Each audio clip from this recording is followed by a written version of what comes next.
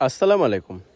আজকে আমরা হাঁসের জন্য নতুন করে বেড়া দিতে লেগেছিলাম। অর্থাৎ যে হাঁস যেই সাইডটাতে উঠে থাকে, অর্থাৎ বাবরের উপরে উঠে থাকে, আপনারা দেখতে পাচ্ছেন যে মোটামুটি কলার গাছগুলো সবই নষ্ট করে ফেলেছে বা খেয়ে ফেলেছে।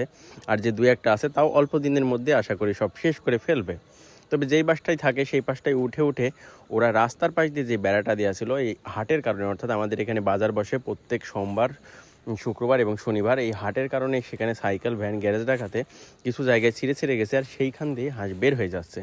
তো আমরা ধারণা করেছি আমাদের ২-১টা হাঁস হয়তো কমে গেছে, এই কারণে বের হয়ে গেছে, ঢুকতে পারে না বা কোনো দিক চলে গেছে, বা যেহেতু অনেক কুকুর বা অন্যান্য একটু ঝামেলা আছে সে কারণে হয়তো ২-১টা কমে যেতে পারে ধারণা করছি, যেহেতু আমাদের এখনও সেভাবে গোনা হয়নি হাঁস, আর সেভাবে গোনাও সম্ভব হয় না।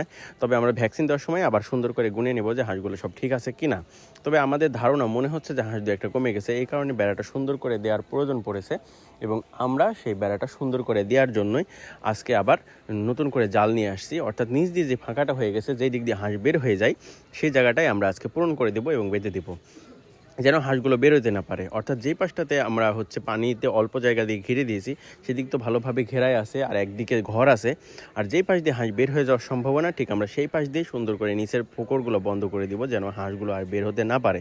কেননা সবচেয়ে অসুবিধা হচ্ছে শুক্রবার আর সোমবার, এখানে অনেক বড় হাট বসে আর অনেক প্রচুর পরিমাণে আপনার যানবাহন আসে, যে কারণে হাঁসের সমস্যা হতে পারে বা বের হলে ঢোকার সম্ভাবনা থাকে না। আর আমরাও সবসময় থাকতে পারি না, কেননা অনেক কাজ থাকে, অন্য দিকে আমাদের যাইতে হয়।